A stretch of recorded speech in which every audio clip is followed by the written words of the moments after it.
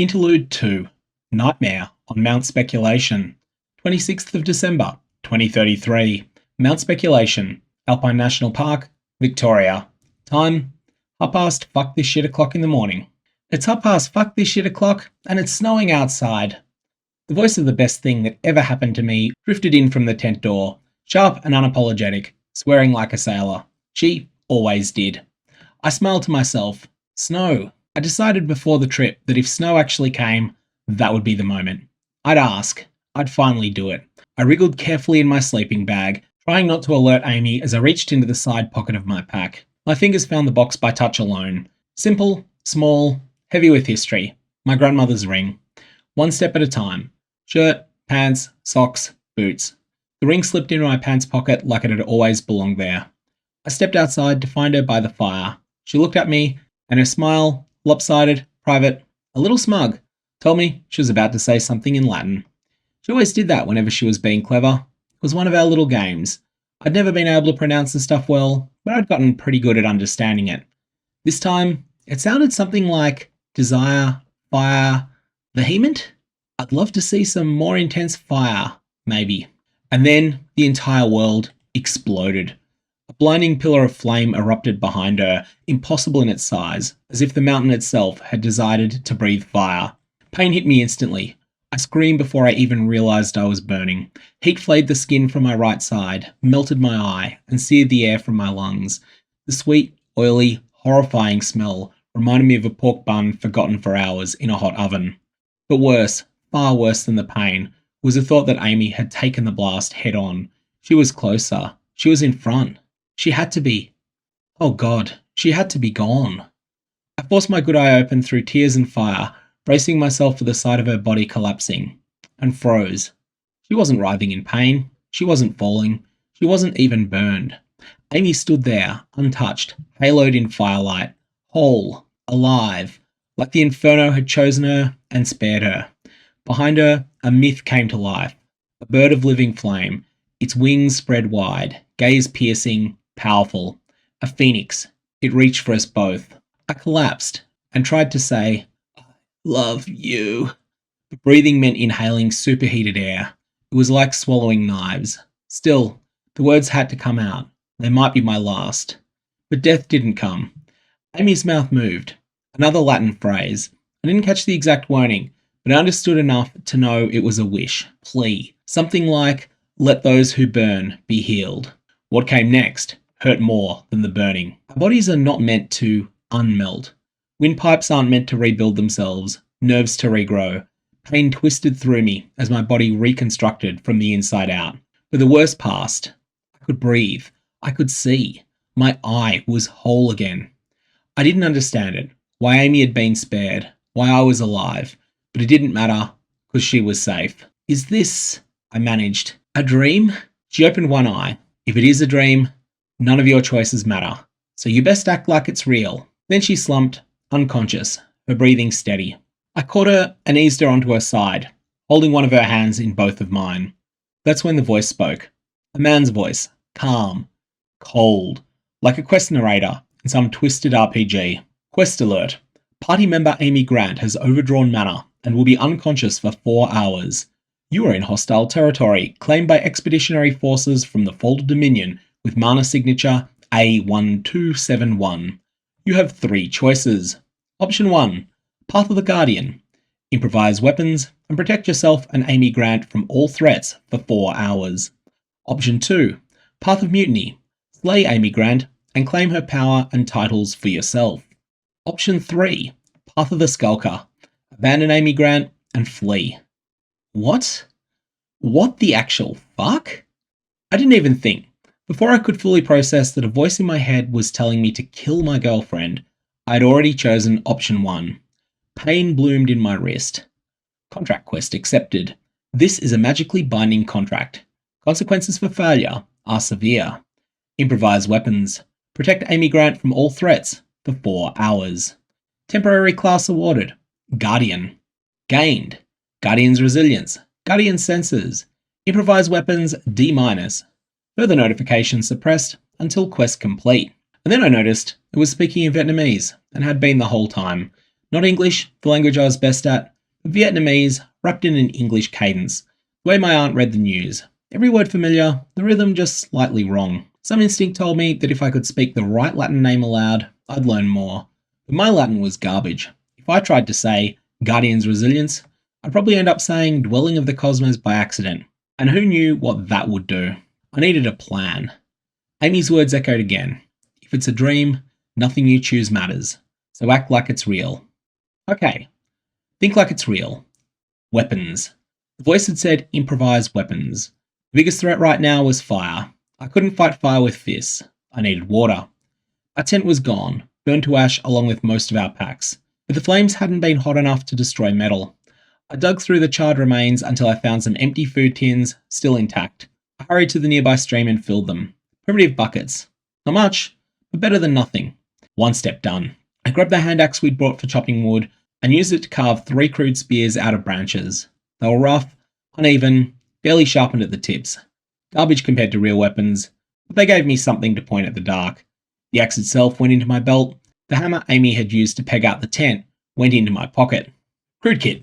Not much, but it was something. I stood over Amy, scanning the ridgeline, my ears straining for the smallest sound. My body felt different. Sharper. My skin still stung from the burns, but there was something more than pain buzzing through me. Then, I saw it. A small shadow moving low to the ground. At first glance, it looked like some kind of weird lizard, but then memory clicked. The too long tail, the beady eyes, the snout full of teeth. I'd been a dinosaur kid growing up. I knew what this was. A Compsognathus. A compy. Knee-high, lithe, scaly, not feathered like later dinos. Saliva dripped from its teeth as it crept towards us, towards Amy. My gut turned to ice. A dinosaur. A real dinosaur. What the actual fuck? Stress does strange things to me, and when I start swearing like Amy, that is when you know it's bad. The compy crept closer, sniffed, and lowered its head towards Amy's boot. No, absolutely not. I lunged forward and thrust my crude spear. The tip jabbed off its scales, but bounced off harmlessly. The compy hissed and darted back, quick as lightning. My hand shook. I had accomplished nothing. I damaged the spear more than the dinosaur. I was not a fighter.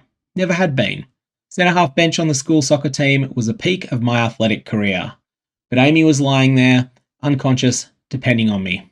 What would Amy do? Something reckless. Something smart. Something that just might work. I gritted my teeth, dropped the half-broken spear, and took a run up like I was on the soccer pitch again. 5 strides, and on the 6th, I kicked. Hard. Fulgur percutians. Lightning strikes. Or at least, that's what I thought I was saying. My foot connected, and the universe listened. A crack, a flash, and the compy exploded like a watermelon under a sledgehammer. One moment it was there, the next, it was a red mist painting the rocks. I staggered back, horrified. I'd seen what a truck does to a kangaroo on the highway. This was worse. The smell, copper, rain on asphalt, blood, was overwhelming.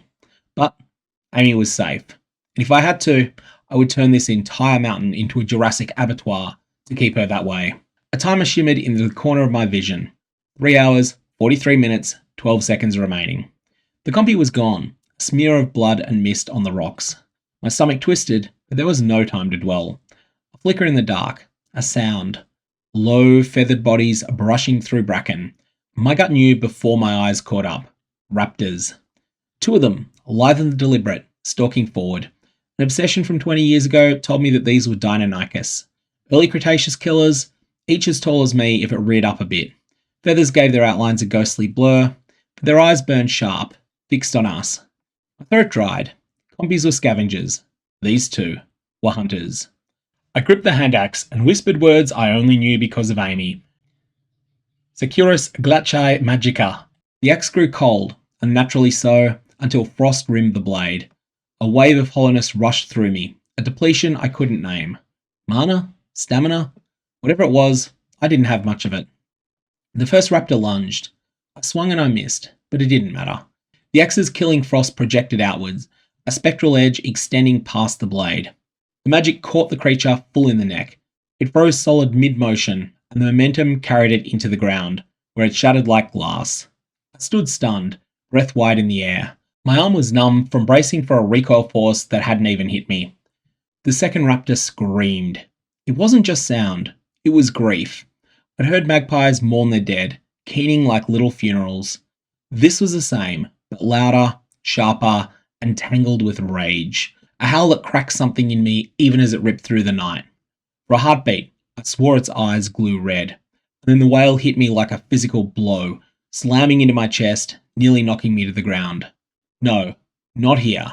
Not with Amy lying helpless beside me. I staggered back into position, keeping myself between the beast and her. I needed to end this fast. If it had the brains to grieve, maybe it had the brains to strategize. I couldn't let it call more of its kind. So I faked weakness. Just a slight, intentional stumble, and I let my left foot twist. I made it look like I let my guard drop. The raptor saw the false chance. It charged, and ran straight into the waiting arc of my axe. The creature froze, shrieked, and then went silent. 2 predators down. The timer flickered in the corner of my vision. 3 hours, 11 minutes, and 8 seconds remaining. I circled Amy, scanning every shadow, every sound. Hours passed with me on edge, but they passed. Distant roars echoed through the valleys, but they remained distant. At last, faint grey touched the horizon. A time us nerds call nautical twilight. Early enough to see shapes, but still too early to trust them. Flies buzzed around the compy's remains, a reminder of sanguine smells that might draw bigger things. And then the ground shook. A roar answered from the valley below, unearthly and massive. My bones vibrated with it. Footfalls pounded, closer with each one. Branches snapped, bracken bowed. The forest moved aside. It wanted no part of what was coming. And then I saw it. Scales, teeth, a beast 10 meters long, heavier than a 4-wheel drive, hunger written on every line of its body. An Allosaurus. My legs wanted to run. My hands wanted to drop the axe. But Amy was still breathing steadily where I'd placed her on her side. She was safe only while I stood. I raised the crude spear in my offhand and forced my thoughts into focus. A picture of fire, of ending this before it began. Duai, Heste, Ignae. The spear in my hand burst into flame, split into 2, and shot forward like twin missiles. Both struck true, straight into each eye. The Allosaurus screamed as fire lanced through its skull, then was silent. It crashed forward, momentum carrying it several steps before it collapsed. I had won. But victory brought a new problem. The flaming spears had passed straight through the beast and kept going. They landed in the regrowth from the 2026 fires. Dry scrub, young trees, and fire spread. Amy would definitely have had a 4-letter word for this. Probably several. I cursed under my breath and ran for the stream, tins in hand. Splash, dash, dump. Over and over. Dirt kicked, boots stumping sparks into mud. The flames licked, but they didn't take. By the time I staggered back, chest heaving, the immediate danger was out. I checked her again. Still breathing, still steady. I patted my pocket. The box was still there, hot through the fabric, absurdly heavy for something so small. Relief and dread, all tangled together. 35 minutes left. The world was changing, and I had no idea how deep it went. Whatever came in the next 35 minutes, I would face it at her side.